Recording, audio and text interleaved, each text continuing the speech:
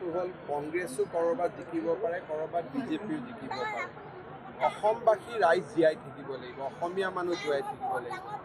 মই আশা কৰিম যে কংগ্ৰেছে নতুন মানুহ আহি জিকাৰ পৰিৱৰ্তে অসমবাসী ৰাইজৰ মাজত জিকাৰ প্ৰচেষ্টা আৰম্ভ কৰে।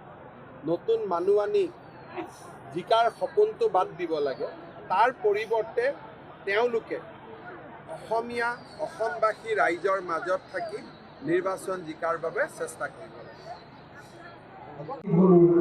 কিন্তু আজি ভাৰতৰ ভিতৰতে আমাৰ ৰাজ্য চৰকাৰখনে এটকাও ঘুষ নিদিয়াকৈ 1 লাখ দৰিদ্ৰ লোকক চৰকাৰী চাকৰি দি সহস্ৰজনৰ মুখলৈ আজি হাঁহি বিৰিঙাই আনিবলৈ দৰিদ্ৰ জনৰ প্ৰতি থকা মৰম আৰু অন্ত্যোদয়ৰ আদৰ্শৰ বাবে আজি কোভিডৰ পিছতো আজি আমি 35 কেজিকৈ চাউল পাই আহিছো।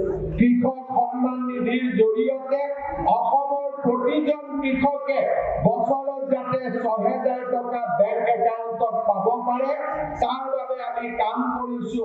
আৰু আজি অসমৰ 10 লাখ লোকে কৃষক সন্মান নিধিৰ বছৰত 6,000 টকাকৈ লাভ কৰে। আজি যে আমাৰ প্ৰধানমন্ত্ৰী নৰেন্দ্ৰ মোদী ডাঙৰীয়া আমেৰিকাত আছে, এইটো আপোনালোকে জানে নে নাই? কিমানে জানে? হাত দাঙকচোন। আচ্ছা, তেতিয়াহ'লে আমেৰিকাটো দিল্লীতকৈ দূৰ। গতিকে আমি ইমান ভাল কৰি ভাৰত মাতা ক'ব লাগিব যাতে আমেৰিকাত নৰেন্দ্ৰ মোদীয়ে শুনা পায়। হ'বনে নাই? হ'ব?